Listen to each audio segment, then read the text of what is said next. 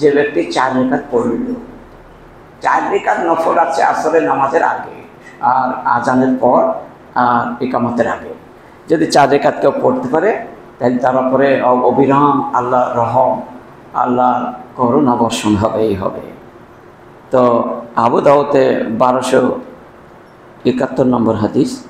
তো অবশ্যই এটা চেষ্টা নিতে হবে যাতে 1-8 দিনও হলেও হবে 4 রাকাত, আর ডেলি তো 2 রাকাত মসজিদ দাখিল আছে, তাহলে 6 রাকাত নামাজ হয়ে যাচ্ছে, আর ওই 4 রাকাত 10 রাকাত থেকে আসরের হয়ে গেল।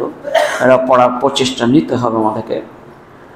আর ফরজ নামাজ যেখানে পড়বেন সেখানে সুন্নত নামাজ পড়বেন না, এটা তো আগে থেকেই জানেন। আবু দাউদে এই হাদিসটিও বর্ণনা করা হয়েছে, 1046 নম্বর হাদিস। তো অবশ্যই সেটা মনে রাখতে হবে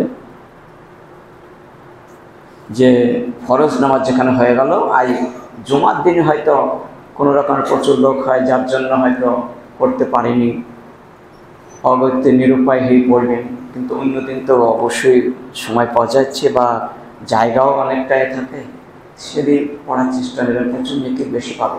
যে লোকটা শরীরে গিয়ে সুন্নত পড়বে আর ফরজ সেখানে পড়ল না, তার আর যে ব্যক্তি ওইখানেই পড়ল, তার আকাশ আর পাতাল সম পরিমাণ নেকি বেশি কম হবে। সেজন্য এটা খেয়াল রাখবেন।